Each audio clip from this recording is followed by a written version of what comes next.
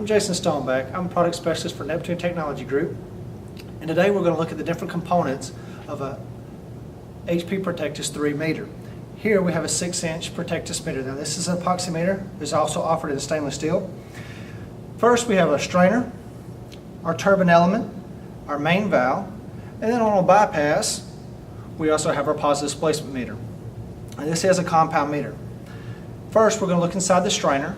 Now I've removed all the bolts from this assembly to make viewing the different components easier and just for convenience. So first we'll remove the cover off the strainer and we'll look inside to see what we have. We've removed the cover from the strainer. You can see it's got an O-ring gasket. If I pull the basket strainer out, you can see the strainer is cut, and you see the circular portion that goes towards the inlet of the meter, and an open basket strainer style, so the remnants or anything that gets caught in the meter goes to the bottom of the strainer where it can be flushed out. While you're placing this back in, it'll actually lock in to some tabs in the bottom of the strainer. That way that it sits flat. I'm going to put the cover back on. There's some important things to note about the cover. On all Protectus strainer covers, you have 3 tabs. That's going to lock the bottom to the top of the strainer basket here and hold it into the appropriate location. So flipping that over, keeping that in mind, I'm going to place the tabs behind that strainer. And once you do so, you'll feel the strainer cover go on flat to the meter. There shouldn't be any gaps and should not rock. Also on the top we have a vent screw. This allows you to bleed air from the assembly. Now we're going to look at the turbine cover assembly, which is right downstream of the strainer. We've looked at the strainer. Now we're going downstream to the turbine cover assembly. I've removed the bolts for convenience, and as you can see there's the calibration screw and a vent screw on top of the cover. I'm going to move the meter, and you can see that we have a turbine assembly inside. Now if you want to see this turbine cover assembly broke down further, you can look at our 3-inch HP turbine breakdown session you can find online. So I'm going to drop this back into place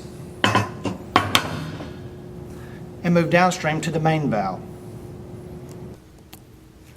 So we've taken care of the turbine element, and now we're going to look inside the main valve compartment. As you can see, there's a vent screw on top of the cover, as well as a test port that you'll test the complete meter assembly for when you're in the field.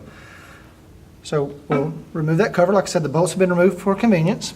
And inside, the only components you should see, either you're going to have a flat gasket or an O-ring design here. The current ones have an O-ring. And inside is the main valve. This main valve is held in with 2 bolts that's on this side of the main valve closest to me. So to remove the main valve, you just take them 2 bolts off and the main valve would fall into the assembly. So I'm going to put this back together, and we're going to start looking at the bypass of the meter.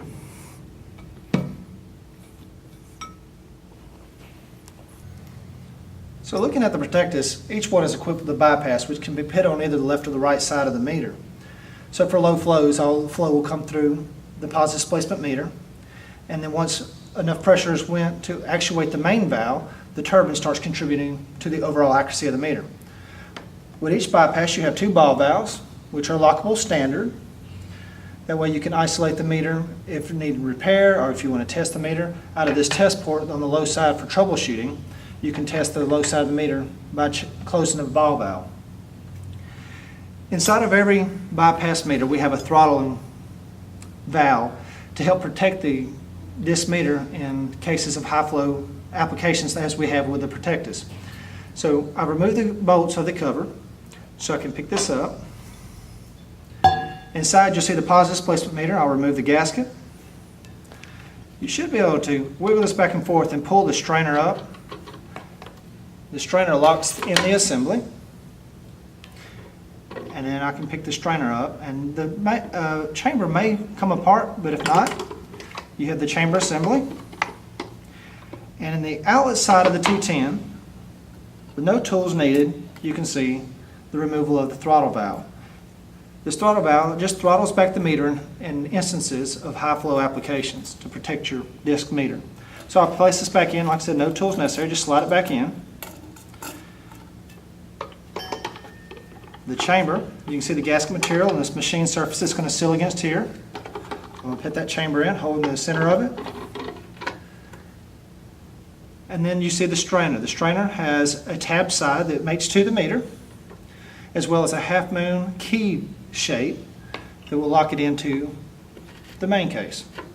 So once that's slid in, it'll push down and you have a nice flush surface to put your gasket back in place. Once you get your gasket back in place, you can reinstall your cover and replace the bolts. And that is the Protectus assembly.